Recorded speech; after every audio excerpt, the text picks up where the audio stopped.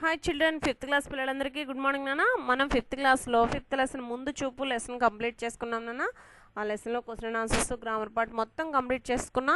ఈరోజు టెక్స్ట్ బుక్లో sixth lesson చూద్దాం. సిక్స్త్ లెసన్ చూడండి, ఉపాధ్యాయ దినోత్సవం. ఉపాధ్యాయ దినోత్సవం అంటే మీ అందరికీ తెలిసిన టీచర్స్ డే అంటాం మనం. ఇంకా మీకు అందరికీ కూడా టీచర్స్ డే బాగా గుర్తుంటుంది. సెప్టెంబర్ 5వ తేదీన మనం టీచర్స్ డే జరుపుకుంటాం నాన్న. ఆ టీచర్స్ డే ఎవరిని తలుచుకుని మనం ఉపాధ్యాయ దినోత్సవం జరుపుకుంటామంటే డాక్టర్ సర్వేపల్లి రాధాకృష్ణన్ గారి జన్మదినాన్ని మనం ఉపాధ్యాయ దినోత్సవంగా జరుపుకుంటాం నాన్న. ఈరోజు ఆయన గురించి మనం అసలు ఆయన పుట్టినరోజు నాడు మనం ఉపాధ్యాయ దినోత్సవం ఎందుకు జరుపుకుంటున్నాం, టీచర్స్ డేని ఆయన జన్మదినోత్సవాన్ని పురస్కరించుకుని ఎందుకు జరుపుకుంటున్నాం అనే విషయాల గురించి మనం తెలుసుకుందాం నాన్న. చూడండి, దేశంలో ఉండే అన్ని మతాలకు చెందిన వాళ్ళు జరుపుకునే పండుగలను జాతీయ పండుగలు అంటారు. ఇప్పుడు మనకు చూడండి, దేశంలో అన్ని మతాల వాళ్ళు అంటే కుల మతాలకు అతీతంగా జరుపుకునే పండుగలు అన్నీ కూడా జాతీయ పండుగలే నాన్న. నేషనల్ ఫెస్టివల్స్ అంటారు వీటిని ఇంగ్లీష్లో. జాతీయ పండుగలు అంటే ఇవి హిందువులు, ముస్లిమ్స్లు, క్రిస్టియన్స్ అని వేరువేరుగా జరుపుకోరు. ఇప్పుడు సంక్రాంతి ఉంది, హిందువులు జరుపుకుంటారు నాన్న. క్రిస్మస్ ఉంది, క్రిస్టియన్స్ జరుపుకుంటారు. రంజాన్ ఉంది, ముస్లిమ్స్ జరుపుకుంటారు. ఇలా కొన్ని పండుగలు కొన్ని మతాల వాళ్ళు మాత్రమే జరుపుకుంటారు నాన్న. కానీ జాతీయ పండుగలకు వచ్చేసరికి అన్ని మతాల వాళ్ళు వాళ్ళ మతాలకు అతీతంగా జరుపుకుంటారు నాన్న.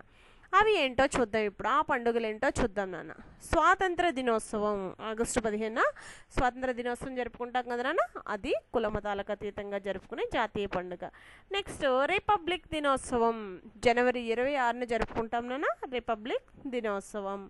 నెక్స్ట్ బాలల దినోత్సవం నవంబర్ 14న నెహ్రూ గారి పుట్టినరోజు నాడు నవంబర్ 14న బాలల దినోత్సవం జరుపుకుంటాం నాన్న.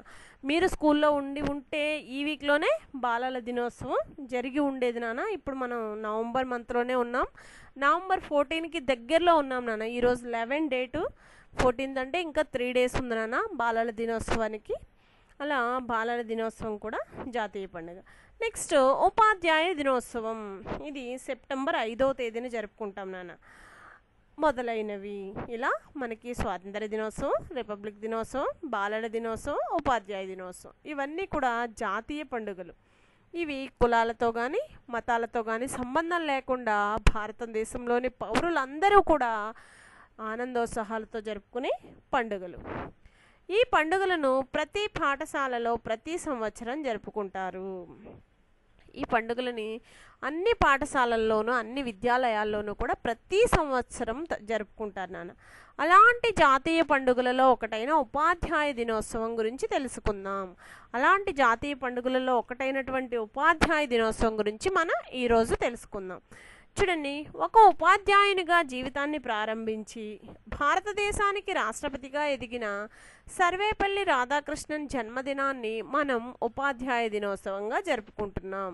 మనకి ఇక్కడ కనిపిస్తున్నారు కదా నాన్న, ఈయనే సర్వేపల్లి రాధాకృష్ణన్ గారు.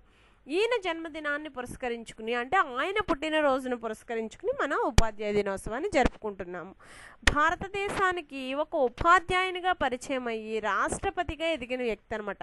మొదట ఆయన జీవితాన్ని ఒక ఉపాధ్యాయ వృత్తితో మొదలుపెట్టి భారతదేశ రాష్ట్రపతిగా ఎదిగిన మహోన్నత వ్యక్తి సర్వేపల్లి రాధాకృష్ణన్ గారు.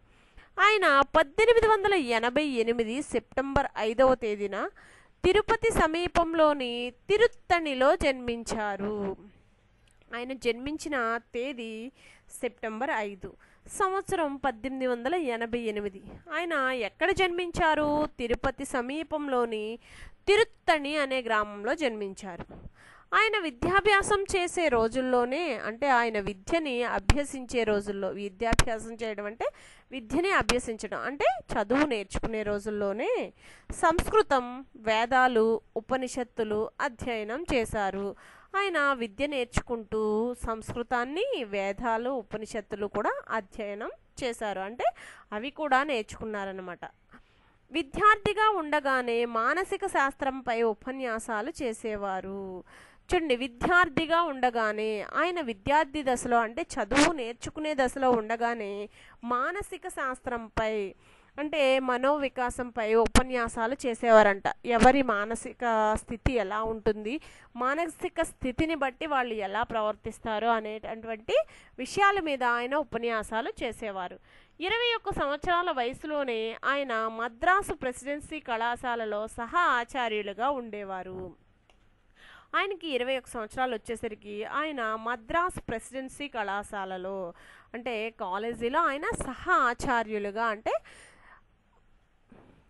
చూడండి లెక్చరర్స్కి సహాయం చేసేవాళ్ళుగా, మీకు ఇంకా అర్థం కావాలంటే ఆచార్యులు అంటే అప్పుడు పాఠాలు బోధించేవాళ్ళు అని అర్థం. సహాయ ఆచార్యులుగా ఉండేవారు. గంభీరమైన కంఠధ్వనితో వేద శ్లోకాలను ఆయన చదువుతుంటే విద్యార్థులు మైమరిచిపోయేవారట. గంభీరమైన కంఠధ్వనితో అంటే చూడండి ఆయన కంఠం చాలా గంభీరంగా అంటే చక్కగా వినడానికి వినసంపుగా మనకి చాలా గట్టిగా వినిపించేలాగా కంఠధ్వనితో అంటే ధ్వని అంటే శబ్దం, కంఠం నుంచి వచ్చే శబ్దం చక్కగా మైమరిపించేదంట ఎవరిని, విద్యార్థులని. అంత చక్కగా ఆయన చెప్పేవారంట వేటిని, వేద శ్లోకాలని. రాధాకృష్ణన్ మైసూరు విశ్వవిద్యాలయంలో పనిచేస్తున్న కాలంలో రాధాకృష్ణన్ గారు మైసూరు విశ్వవిద్యాలయంలో పనిచేస్తున్నప్పుడు, విశ్వవిద్యాలయం అంటే యూనివర్సిటీ నాన్న, ఇప్పుడు మీకు ఇంకా అర్థం కావాలంటే యూనివర్సిటీ, విశ్వవిద్యాలయం అంటారు నాన్న దాని తెలుగులో. విశ్వవిద్యాలయంలో పనిచేస్తున్న కాలంలో కలకత్తా విశ్వవిద్యాలయంలో ఆయనకు ఉద్యోగం వచ్చింది. ఆయన మైసూరు విశ్వవిద్యాలయంలో పనిచేస్తున్నప్పుడు ఆయన కలకత్తా విశ్వవిద్యాలయంలో ఉద్యోగం వచ్చింది. ఆయన ఇంటి ముందు ఒక గుర్రపు బగ్గి ఆగి ఉంది. అంటే గుర్రపు బగ్గి అంటే గుర్రపు బండి ఆగి ఉంది నాన్న. అప్పట్లో బస్సులు, కార్లు, ఆటోలు, వెహికల్స్ ఏమి ఉండేవి కాదు. గుర్రపు బండ్ల మీదే ఆయన రైల్వే స్టేషన్కి వెళ్ళేవాళ్ళు నాన్న. ఆయన రైల్వే స్టేషన్కి వెళ్ళడానికి వచ్చి బగ్గీలో ఎక్కి కూర్చున్నారు. ఆయన ఇంటి ముందు గుర్రపు బగ్గి ఆగింది కదా, ఆయన రైల్వే స్టేషన్కి వెళదామని చెప్పి కలకత్తా వెళ్ళాలి కదా మరి జాబ్లో జాయిన్ అవ్వడానికి, గుర్రపు బగ్గి ఎక్కి కూర్చున్నారు.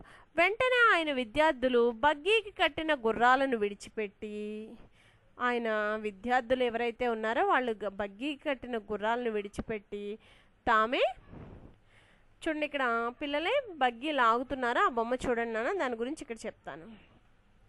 తామే స్టేషన్ వరకు బగ్గీని లాక్కుంటూ వెళ్ళారట. చూడండి ఇక్కడ విద్యార్థులు లాగుతున్నారు కదా, మీకు కనిపిస్తుందా? విద్యార్థులే గుర్రం స్థానంలో అంటే గుర్రం ప్లేస్లో విద్యార్థులే ఉండి ఆ గుర్రపు బగ్గీని లాక్కుంటూ స్టేషన్ వరకు వెళ్ళారంట. ఇక్కడ చూడండి విద్యార్థుల మనసుల్లో వారికి అంత గొప్ప స్థానం ఉంది. అంటే విద్యార్థుల మనసుల్లో రాధాకృష్ణన్ గారికి అంత గొప్ప స్థానం ఉంది అంటే అంత గౌరవం ఆయన అంటే విద్యార్థులకి.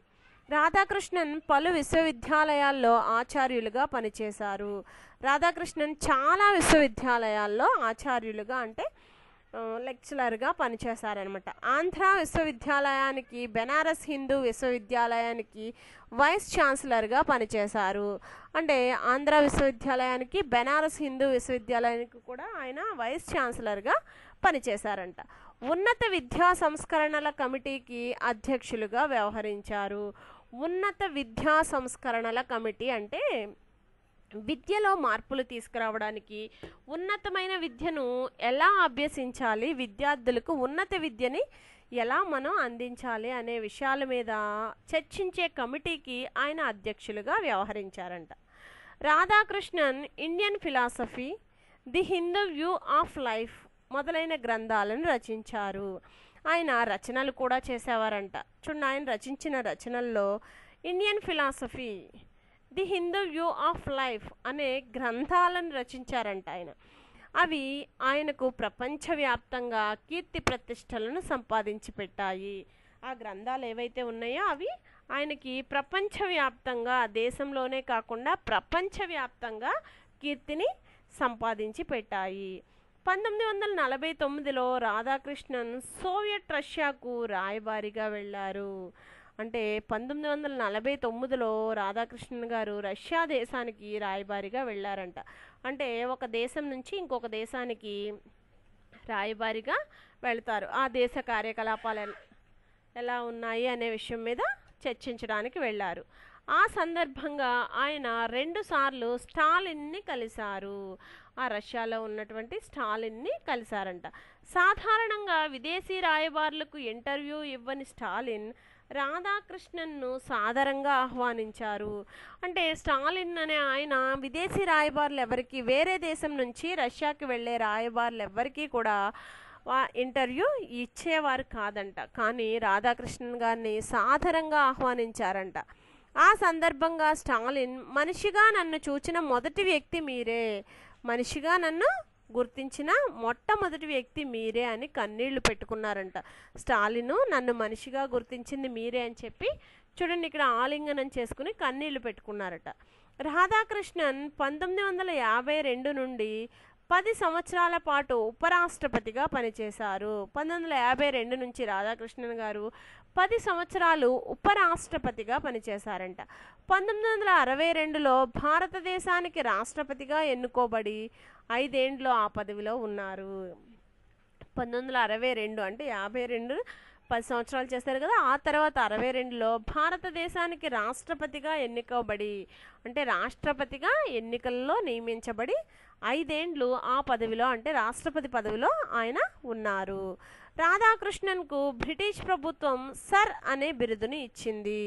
బ్రిటిష్ ప్రభుత్వం ఏం చేసిందంటే రాధాకృష్ణన్కి సర్ అనే బిరుదునిచ్చి గౌరవించింది. టెహ్రాన్ విశ్వవిద్యాలయం గౌరవ పిహెచ్డిని ప్రదానం చేసింది. చాలా విశ్వవిద్యాలయాల్లో ఆయన పనిచేశారు కదా నాన్న, అలాంటిదే టెహ్రాన్ విశ్వవిద్యాలయం, దానిలో గౌరవ పిహెచ్డిని ప్రదానం చేసింది. పెన్సిల్వేనియా డాక్టర్ ఆఫ్ లాతో గౌరవించింది ఆ విశ్వవిద్యాలయం, టెహ్రాన్ విశ్వవిద్యాలయం.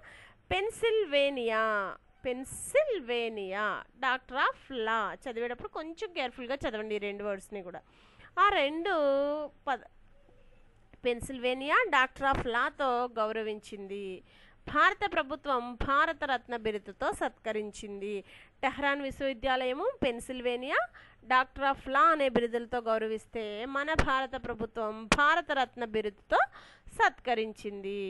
రాధాకృష్ణన్ గొప్ప తత్వవేత్త, గొప్ప జ్ఞాని, మానవ జీవితాలలో మంచిని పెంచడానికి ఆయన కృషి చేశారు. ఆయన తత్వవేత్త అంటే ఎప్పుడు కూడా ఎవరిని దూషించకుండా, ఎవరిని తోలనాడకుండా ఉండేవారు. గొప్ప జ్ఞాని, జ్ఞానం కలిగిన వ్యక్తి అంట ఆయన. మానవ జీవితాల్లో మంచిని పెంచడానికే ఆయన కృషి చేసేవారంట. మానవులంతా మంచిగా ఉండాలి, ఎప్పుడు మంచి మాత్రమే మానవుల్లో పెరగాలి అని కృషి చేశారు. అహింస ద్వారా ప్రపంచమంతటా ఒకటి అవ్వాలని, మానవ జాతి ఒకే కుటుంబంలాగా బ్రతకాలని ఆయన కలలు కన్నారు. అహింస ద్వారా అంటే హింస లేని ప్రపంచాన్ని మనం చూడాలి, మానవ జాతి అంతా ఒకే కుటుంబంలాగా బ్రతకాలి అని ఆయన కలలు కన్నారంట. అలాంటి మహనీయుని స్మరించుకుంటూ మనం ఉపాధ్యాయ దినోత్సవాన్ని ప్రతి సంవత్సరం, అలాంటి మహనీయుని స్మరించుకుంటూ మనం ప్రతి సంవత్సరం కూడా సెప్టెంబర్ 5వ తేదీన ఉపాధ్యాయ దినోత్సవాన్ని జరుపుకుంటున్నాం. ఆ రోజున కేంద్ర రాష్ట్ర ప్రభుత్వాలు ఉత్తమ ఉపాధ్యాయులను గుర్తించి సన్మానిస్తాయి. ఆ రోజున అంటే సెప్టెంబర్ 5వ తేదీన కేంద్ర రాష్ట్ర ప్రభుత్వాలు రెండూ కూడా ఉత్తమ ఉపాధ్యాయులను గుర్తించి సన్మానిస్తాయి. విద్యాలయాల్లో సభలు, సమావేశాలు నిర్వహించి ఆయన గొప్పతనాన్ని విద్యార్థులకు తెలియజేస్తాయి. విద్యాలయాలు ఏవైతే ఉన్నాయో అవి పాఠశాలలు కావచ్చు, కాలేజెస్ కావచ్చు, యూనివర్సిటీస్ కావచ్చు, వాటిలో సభలు, సమావేశాలు నిర్వహించి, అంటే ఉపాధ్యాయ దినోత్సవాన్ని పురస్కరించుకుని ఒక సభని ఏర్పాటు చేసుకుని ఆ సభలో డాక్టర్ సర్వేపల్లి రాధాకృష్ణన్ గారు ఎలా అంత గొప్ప వ్యక్తి కాగలిగారు అనే విషయం మీద చర్చించుకుంటారంట. అంటే విద్యార్థులకు తెలియచేస్తారనమాట. ఇది సర్వేపల్లి రాధాకృష్ణన్ గారిని గురించిన స్టోరీనా మనం నేర్చుకున్న. అసలు ఉపాధ్యాయ దినోత్సవం మనకి ఎప్పుడు ఎలా జరుపుకుంటాము, అది ఎవరిని ఉద్దేశించి జరుపుకుంటాము, ఆయన చేసిన గొప్ప పనులు ఏమిటి అనేది మనం ఈ లెసన్లో తెలుసుకున్నాం నాన్న. మీరు చాలా కేర్ఫుల్గా ఈరోజు ఏం చేస్తారంటే ఈ లెసన్ అంతా కూడా 1కి 2 సార్లు చదవండి. మీకు వర్క్ ఏమీ లేదు నాన్న, ఈరోజు నేను వర్క్ ఏమీ ఇవ్వలేదు రాయడానికి కానీ, మీరు ఫిల్ చేయడానికి కానీ. Text book, work book, notebook ఏమీ ఫిల్ చేయ అవసరం లేదు. ఓన్లీ ఈ లెసన్ని 1కి 2 సార్లు చదివి అర్థం చేసుకోండి. మనం ఏ ఏ పండుగలను జాతీయ పండుగలు అని పిలుస్తాము, ఆయన పుట్టిన తేదీ, ఆయన ఎక్కడ జన్మించారు, ఆయన ఎన్ని సంవత్సరాల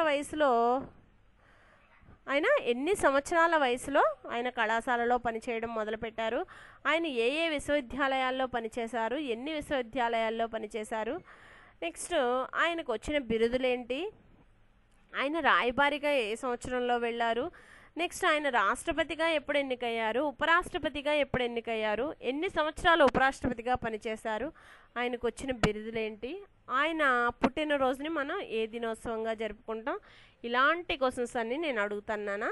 మీరు చక్కగా ఈ లెసన్ అంతా కూడా అర్థం చేసుకుని చదవాలి నాన్న. మీకు చదవడం వచ్చు కదా అందరికీ. చక్కగా టెక్స్ట్ బుక్ ఓపెన్ చేసుకుని లెసన్ అంతా కూడా 1కి 2 సార్లు చదువుకుని అర్థం చేసుకున్నాను. మీరు వీడియో విన్న తర్వాత మళ్ళీ ఒకసారి చదవండి అమ్మ. మీరు చక్కగా అర్థం చేసుకుని ఈ లెసన్ చదువుతారు వింటారు అనుకుంటూ ఈ వీడియోని ఎండ్ చేస్తున్నానమ్మా.